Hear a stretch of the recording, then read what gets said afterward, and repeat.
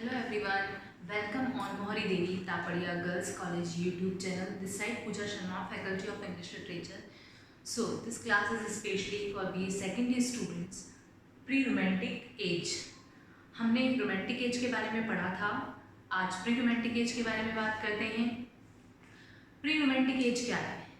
Pre romantic as है between classicism and romanticism. Classicism और romanticism as के बीच वाली जो एज है उसे प्री रोमांटिक बोला गया. क्लासिज्म कौन से? New classical as.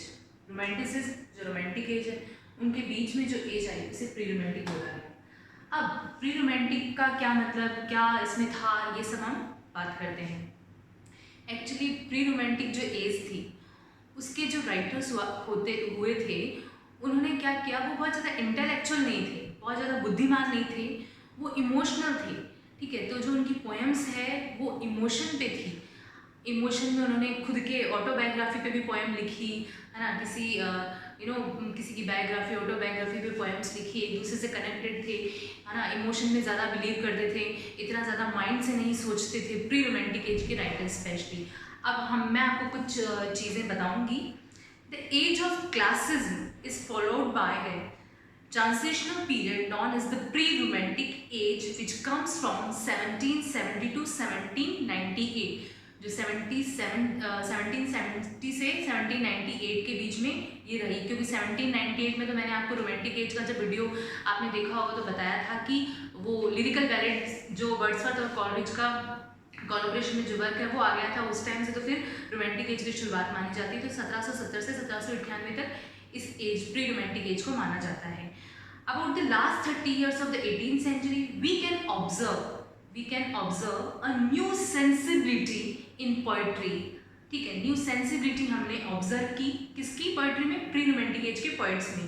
And a new generation of poets is arising in the second half of the 18th century. These poets use subjectivity, autobiographical materials which mark a new trend towards the expression of a lyrical and personal experience of life. इन्होंने ज़्यादातर emotion के बारे में लिखा, autobiography लिखी, ठीक है, personal experiences लिखे, सब्जेक्टिविटी पे ज़्यादा काम किया बजाय ऑब्जेक्टिविटी की. सबको पता है कि दो तरह से पोएम मानी जाती है कि सब्जेक्टिव पोएम और ऑब्जेक्टिव पोएम. सब्जेक्टिव पोएम वो है जो हमारे खुद के पर्सनल चीज़ों से बिलोंग करती है. ऑब्जेक्टिव पोएम में हम डिवाइन इस पे एलिमेंट्स पे लिख सकते हैं, सुपर नेचुरल एलिमेंट्स पे लिख सकते हैं. तो जो प्री रोमांटिक एज के पोएट थे वो ज़्यादा सब्जेक्टिविटी पे फोकस करते थे, सब्जेक्टिविटी पे पोएम्स लिखते थे. दे वर लेस इंटेलेक्चुअल. मैंने बताया था कि वो लेस इंटेलेक्चुअल हुआ करते थे, इतना बुद्धि से वो नहीं सोचते थे. एंड मोर इमोशनल, वो ज़्यादा इमोशनल होते थे. ठीक है, presenting the variety of emotional state of the soul. Emotional state of the soul बनाया उन्होंने. ज़्यादातर वो इंटेलेक्चुअल नहीं थे, इमोशनल थे. तो उनकी पोएम्स में जो थीम हमें देखने को मिलती है वो भी इमोशनल की ही मिलती है. The main theme of the pre romantic literature is, देखो जो थीम है प्री रोमांटिक एज की वो क्या कहलाती जाती है? Return to nature. अब रिटर्न टू नेचर क्या है? Expressed through an interest in the picturesque, the wild, the grandiose, the lonely and isolate. इनको क्या क्या उसमें है? Nature, return to nature. ये नेचर की तरफ तो गए वापस, पर जैसे हमारे रोमांटिक एज के जो राइटर हैं उन्होंने क्या किया, वो तो नेचर पे लिखते हैं, नेचर में बैठो, पीस, शांति देखो. इनका थोड़ा सा हम चेंज मान सकते हैं. ये कैसी चीज़ों पे इनको इंस्पिरेशन कैसी चीज़ों से मिलती थी? इनको मिलती थी जैसे बड़े बड़े डोम हैं, व्यूज, खंडर से मिलती थी. जैसे खंडर में कुछ खंडर देखा उन्होंने, पोएम लिख दी. ज़्यादातर आप समझ सकते हो कि इस टाइप की पोएम्स क्या होती, थोड़ी सी हमको पढ़ने में सैडनेस फील करवाती. तो इनकी जो पोएम थी एग्जैक्ट ऐसा ही होती थी, हम लोगों को थोड़ा सा सैडनेस फील होता था इनकी पोएम को पढ़ के. तो ये ऐसा होता था. इन्होंने ज़्यादातर एलिजीज लिखी. एलिजीज आपको पता है एलिजी क्या होती है? एक लिटरेरी टर्म है. एलिजी ऐसी पोएम है रिटन ऑन समवन्स मतलब डेथ, किसी की डेथ में जो पोएम लिखी गई है वो एलिजी होती है. तो इन्होंने एलिजीज लिखी. ठीक है, ये इमोशन पे लिखते थे ज़्यादा, ये सैडनेस पे लिखते थे. प्री रोमांटिक एज में क्या हुआ, एक ग्रुप आया, ग्रुप ऑफ पोएट्स, जिसको स्पेशल टर्म दी गई the graveyard school of poetry. Graveyard school of poetry. तो जैसे ही आप ग्रेवयार्ड का नाम देखेंगे आपको खुद को पता चल जाएगा, ग्रेवयार्ड मतलब कब्रिस्तान.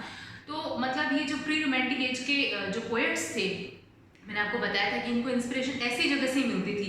कब्रिस्तान, र्यून्स, है ना, खंडर, कोई डॉम है, इनसे इनको क्या मिल रहा था, वो इंस्पिरेशन मिल रही थी। ये इसको देख के, इसको ऑब्जर्व करके अपनी पॉइंट्स लिख रही थी।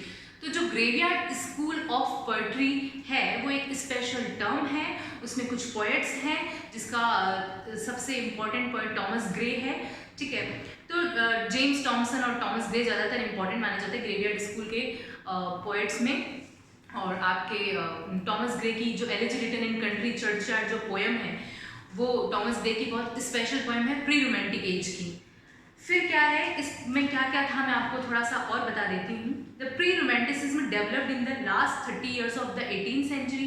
ये लास्ट 18th सेंचुरी के लास्ट 30 ईयर्स में डेवलप हुई थी। जैसे ये आपके सामने लिखा हुआ है कि 1770 से 1798 तक।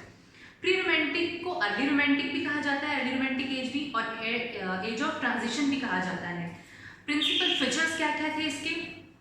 It's characterized by a return to creativity, sensibility, imagination after the Enlightenment period and the Industrial Revolution. Enlightenment period वाला पीरियड कौन सा था? न्यू क्लासिकल एज वाला। उसमें लोग सोचने लगे थे थोड़ा कि हमको जैसे एलिजाबेथन एज में इतना वो नहीं सोच रहे थे, उनके दिमाग में इतना सब चीज़ें नहीं आया था कि हमसे ये क्यों करवाया जा रहा है, पर न्यू क्लासिकल एज में थोड़ा सोचने लगे थे लोग। तो उसके बाद में ये पीरियड आया। मैंने आपको बताया था कि क्लासिज्म और रोमांटिसिज्म एज के बीच का जो पीरियड है वो प्री रोमांटिक बोला जाता है। इसकी थीम क्या क्या थी? Beauty, art, death, nature, love. ये मैंने आपको बताया था कि इनको इंस्पिरेशन इन सब चीज़ों से मिलती थी। तो ये ब्यूटी पे भी लिखते थे, जैसे कुछ देखा इन्होंने, है ना, जैसे र्यून्स देखे, कुछ खंडर देखे, उन पे पोएम लिख दिया। आर्ट ऑब्वियस कुछ हम देखते हैं हिस्ट्री में बहुत सारे, जैसे हम पढ़ते हैं खंडरों के बारे में, पत्थर के बारे में, ये सब क्या है, आर्ट ही तो है। तो आर्ट पे इनको इंस्पिरेशन मिलती थी। डेथ पे लिखते थे, ये नेचर पे लिखते थे, ये सब नेचर में है तो ये नेचर ऑब्वियस हो ही गया। लव पे लिखते थे ये कि भाई किसी से फ्रेंड से इनको कुछ अटैचमेंट है तो उस पर लिख दी। वॉट पोएट्स रिजेक्ट, पर ये रिजेक्ट क्या करते थे? Industrial revolution and it's consequences, मतलब इसके जो परिणाम है, उन्होंने इंडस्ट्रियल रिवोल्यूशन को और इसके परिणाम को रिजेक्ट किया। पॉल्यूशन को, exploitation of women and children को, ट्रांसफॉर्मेशन ऑफ लैंडस्केप, मशीनाइजेशन, इनको सबको इन्होंने रिजेक्ट किया because of the lack of fantasy, क्योंकि इनमें इतनी फैंटेसी नहीं थी, इमेजिनेशन, क्रिएटिविटी और क्रिएटिविटी दैट इज पोज्ड, ठीक है। व्हाट पोएट्स एक्सप्रेस क्या करते थे अपनी पोएम में? Melancholy, feelings, emotions, imagination, pessimistic, suffering, solitude, passion. तो ये जो सारी नेगेटिव चीज़ें ना उनको एक्सप्रेस करते थे। कैसे? मेलैंकली, आप सब जानते हो मेलैंकली मतलब दुख वाली कोई पोएम, तो दुख आता है इनकी पोएम को पढ़ के। फीलिंग आती थी, इमोशंस क्रिएट होते थे जो हमारे माइंड में अगर हम इनकी पोएम को पढ़ते थे तो, है ना, इमेजिनेशन, कुछ इमेजिनेशन बनता था।